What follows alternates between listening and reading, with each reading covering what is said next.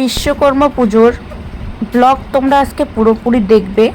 এর জন্য তোমাদেরকে পুরো ব্লগটা দেখতে হবে, কোনো কাটাকাটি করা যাবে না। প্রথমত দেখো, আমার বাড়ির ছোট্ট ছোট্ট গাছ কিছু লাগিয়েছি, যেগুলো তোমরা প্রত্যেক দিনে দেখো, নতুন কিছু নয়। তবে আজকে পড়ছে বৃষ্টি, আর একটা প্রকৃতির আমি সৌন্দর্য উপভোগ করছি যে এই বাড়িতে একদিন কিছুই ছিল না, একটা ছিল ফাঁকা মাঠ। আজ সেই বাড়িতে 1 বছরের মাথায় আমি কত কিছু তিলে তিলে গড়েছি, সেই ভাবতে ভাবতে শুরু করছি আজকের ব্লগটা। Good morning everyone, welcome back to my channel Pompi lifestyle 100K। বন্ধুরা, তোমরা সবাই কেমন আছো অবশ্যই কমেন্ট করে জানাতে ভুলবে না। চলো পুরো ব্লগ। বন্ধুরা, কেবলমাত্র চা খাওয়া হলো আর এত বৃষ্টি পড়ছে। এখন বাজে 7:30, প্রচুর বৃষ্টি। আমার জানালার অবস্থা খুব খারাপ। আমার বর গেল ওই যে পাশের বাড়িতে, আর আমি এখন করব কাজ। বর আজকে বাড়িতেই রয়েছে। স্ট্যান্ড খুঁজে পাচ্ছি না, স্ট্যান্ডটা মনে হয় রান্নাঘরেই রেখেছি। হয়েছে জ্বালা। বৃষ্টি করবে, বৃষ্টির কাজ আমি করব, তার সাথে যুদ্ধ করে আর একটা কাজ। তো বর যেহেতু এখন বাড়িতে রয়েছে, আজকে কাজ নেই, তো সেই জন্য মেয়েকে ও সামলাচ্ছে, আর আমি একের পর এক কাজ করা শুরু করলাম। কারণ বৃষ্টির জন্য যদি আমি অপেক্ষা করে দাঁড়িয়ে থাকি, তাহলে আমার কোনো কাজই করা হবে না। আর যেহেতু মেয়ে ঘ্যানার ঘ্যানার করবে, তার কারণ তো বুঝতেই পারছো তোমরা, ক্লিয়ারভাবে আর বলতে লাগে না। তো সেই জন্য আগে বিছানাটা করে নিলাম। বিছানাটা দেখো কমপ্লিট হয়ে গেল। এবার একের পর এক কাজ করব। আর প্রথমত এই ঘর গোছাবো, তারপর রান্নাঘর গোছাবো, একটুখানি বৃষ্টি থামলে তারপরে উঠোন লেপে নেব, তারপর পুজোর জন্য। তো আমাদের বাড়িতে যেহেতু মেশিন রয়েছে, 4-5টা মেশিন, তো মানে চাপাতা কাটা মেশিন রয়েছে, তো এর জন্য কিন্তু আমার বর আগের থেকে প্রতিমা করে পুজো করতো বিশ্বকর্মা ঠাকুরের। তো যেহেতু আমার জেঠু শ্বশুর মারা গেছিলো, এখনও পর্যন্ত 1 বছর পূর্ণ হয়নি, তো সেজন্য এবার আমরা ব্রাহ্মণ দিয়ে বা প্রতিমা করে পুজো করতে পারবো না। তো এবার আমরা বাড়িতেই দেবো এরকমভাবে, তো যে নর্মালভাবেই শুধু পুজোটা দেবো। তো যাই হোক, তবুও তো এসব কাজ করতেই হবে। আর আমাদের প্রত্যেকটা বাড়ির বউয়ের, প্রত্যেকটা গিন্নির হচ্ছে একটাই কাজ, পুজো স্পেশাল ধামাকা চলে আমাদের অফারে। ঘর ঝাড়ো রে, ঘর কুটো রে, পরিষ্কার করো, কাপড় কাচো, কোথায় ঝুল বেরিয়েছে ঘরের, কোথায় কি নোংরা হয়ে আছে, কই এই মুছো সেই মুছো, এই পরিষ্কার করো সেই পরিষ্কার করো, এই থেকে থেকে থেকে থেকে আমাদের স্পেশাল অফার চলে। আর এই দেখো আমার মেয়ে, পিছনের জামাটা তো ছিঁড়ে গেছে, পাকা বুড়ি। চলে গেছে। আনো চাবিটা, আনো, দাও আমাকে, দাও চাবি, আমি খুলে দিব, দাও। পারো তুমি খুলতে? ফাইনালি বৃষ্টি কমেছে আর আমি ঘর থেকে বেরিয়েছি, এখন কাজের সময়। আর ওই দেখো আমাদের গেট থেকে একবার এটা কি নোংরা হয়ে গেছে। আর উঠানের অবস্থা তোমরা একবার দেখো, উঠান পুরো পিছলা, একদম নীলি দিয়ে ভর্তি হয়ে গেছে, হাঁটা যায় না। আমি সাইড দিয়ে দিয়ে দিয়ে দিয়ে দিয়ে ঘরে যাতায়াত করি, কারণ এটা খুব পিছলা। তো এখন ঘর পরিষ্কার করব আর গরু বের করব তার প্রথমে, কারণ বৃষ্টি কমে গেছে। তো চলো পুরো ব্লগটা দেখতে থাকো। তোমাদের একটা জিনিস দেখাই, একটা হচ্ছে ফুলকপি, মানে ফুলকপির হচ্ছে ঢিপি, একটা হচ্ছে বাঁধাকপির ঢিপি। 4-5 দিনের মাথায় এত সুন্দর চারা বেরিয়েছে, প্রত্যেকটা বীজ থেকে দেখো চারা বেরিয়েছে সুন্দরভাবে, একদম ঘিচিমিচি ঘিচিমিচি সুন্দরভাবে। দুটাতেই হয়তো বোঝা যাচ্ছে না ঠিকভাবে, কিন্তু একটুখানি ইয়ে করে দেখলে বোঝা যাবে, ভীষণ সুন্দর।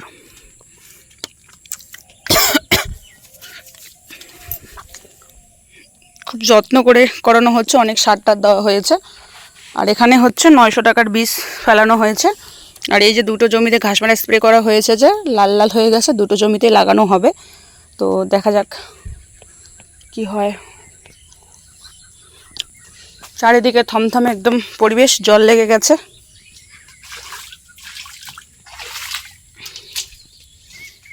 আর আমি এখন কাজে লেগে পড়বো।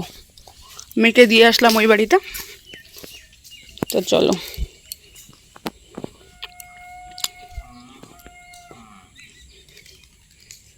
সবার ফার্স্ট ঘর মুছে নেব।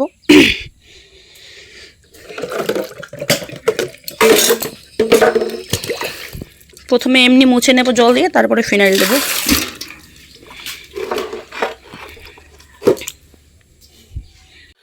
এগুলো মুছে নিয়েছে, দেখো কীরকম হয়ে গেছে। এগুলোকে আরেকটা কাপড় দিয়ে সুন্দরভাবে মুছে নেব। বিছানা করা হয়ে গেছে। বরকে পাঠালাম ঠাকুরের বাজার করতে। আর আমি এখন ক্যামেরা সেট করে তারপরে কাজে লাগবো।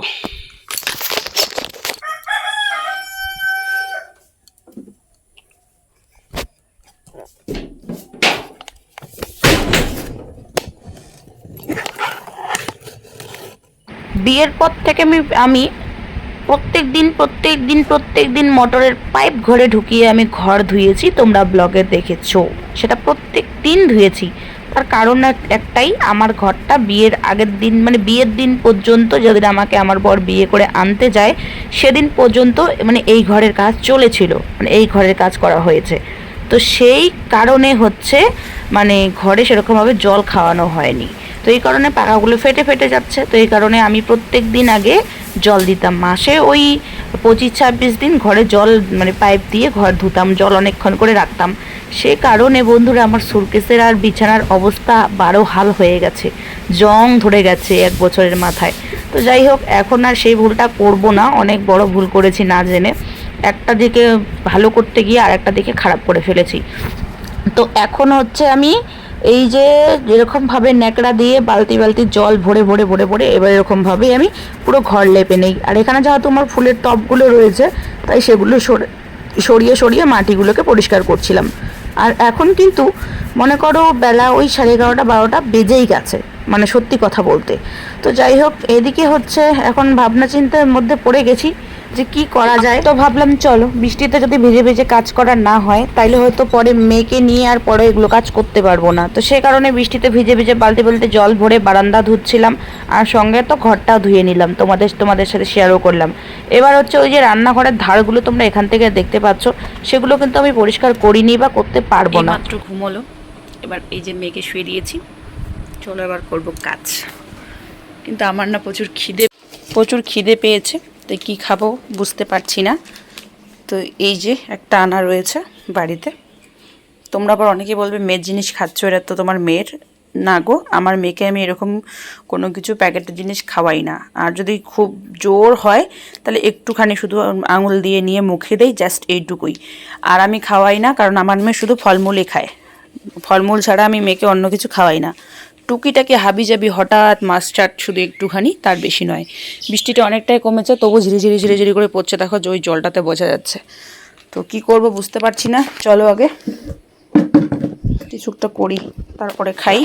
খাওয়ার পরে বাকি কাজে ধরবো, তোমাদের সাথে শেয়ার করব। এখনও বাসনপত্রও আছে দেখো। আমার বরটা বাজার থেকে চলে এসেছে, আর আমি ঘরে খুঁজছিলাম যে কোনো কাপড় ধোয়ার মতন কোনো কাপড় আছে নাকি, তাহলে ধুয়ে দিতাম। যেহেতু বৃষ্টিটা অনেকটা থেমে গেছে, এখন আর মানে বৃষ্টি নেই, হালকা রৌদ্র ভাব উঠেছে।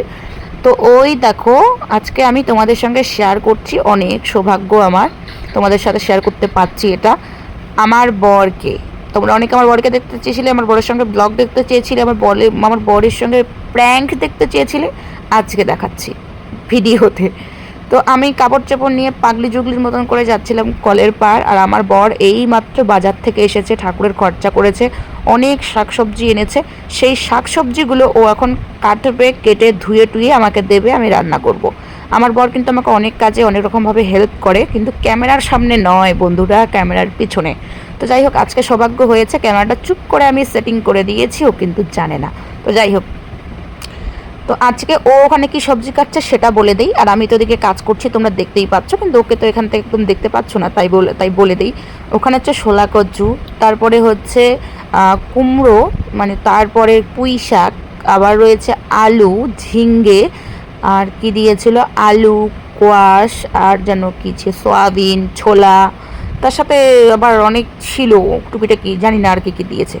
তো তারপরে হচ্ছে ওদিকে সবজি কাটছে, আর আজকে যেহেতু নিরামিষ তাই শুধু লঙ্কা, জিরা গুঁড়া, ধনে পাতা আর হচ্ছে আদা দিয়েই রান্নাটা করা হবে। বেসিক্যালি আমি করব রান্নাটা, ও করবে না। তো ওদিকে কাটছে আর ধুয়ে আমাকে ঘরের মধ্যে দেবে, আর আমি একদম পুরোপুরি একদম তৈয়ারি হয়ে, মানে পুরো স্নান সেরে কাপড় টাপড় ধুয়ে টুয়ে এই যে চলে এলাম এবার কাপড় শুকোতে। কারণ কাপড়গুলো যদি না শুকায় একটা বিশ্রী গন্ধ হবে, আর কমফোর্ট আমার শেষ হয়ে গেছে।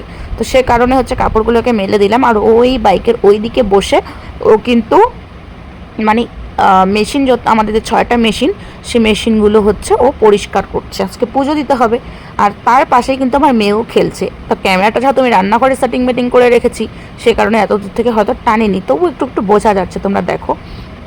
তো ওদের কাজ ওরা করবে আর আমার কাজ আমি করব। তো ওদের প্রায় হয়েই গেছে। তারপরে এই যে আমাদের একটা নর্মাল হাস্যকর গাড়ি, যেটা নিয়ে আমি অনেক মানুষের টোলের শিকার হয়েছি। তো বেসিক্যালি বলতে গেলে সত্যি কথা বন্ধুরা, আমার কোনো যেখানে অসুবিধা নেই, আমার বড় আমাকে ভাঙা চূড়া যাই বলুক না কেন, যেভাবেই যাই করুক না কেন, আমি তাতেই খুশি। কিন্তু মানুষের এত জলে কেন, মানুষ এত জেলাস ফিল কেন করে, মানুষ এত আমাকে মন্তব্য কেন করে, আমি সেটাই বুঝি না। তারপর চলে এলাম একদম রান্নাঘরে। গ্যাসটা কোনো রকমভাবে মুছে নিয়েছি, পুরোপুরি মুছে নিতে পারিনি।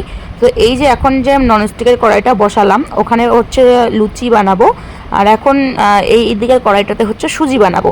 তো চটপট চটপট করে নিই। আর এই যে তোমাদেরকে বললাম আমার পর সবজি টবজি ধুয়ে দেবে, দেখো সুন্দরভাবে সবজি ধুয়ে এনে আমাকে একদম টেবিলের ওখানে রেখে দিয়েছে। তো সাদা তেল দিয়ে পুরোপুরি আজকে রান্না হবে, যেহেতু নিরামিষ রয়েছে।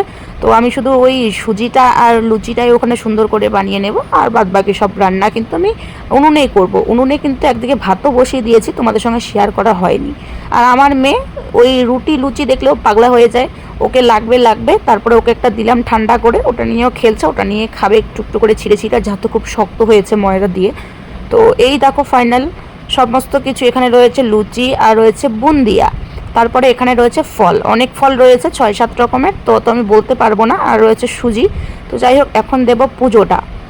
তো বন্ধুরা, পুজো টুজো দেওয়ার পরে আমি তোমাদের সঙ্গে আবারও শেয়ার করতে এলাম, কারণ পুজোর সময় আমি শেয়ার কোনো কিছু করিনি, কারণ হচ্ছে অতটা সময় হয়ে ওঠেনি। তারপরে মোরগের সঙ্গে একটু খেলা করলাম।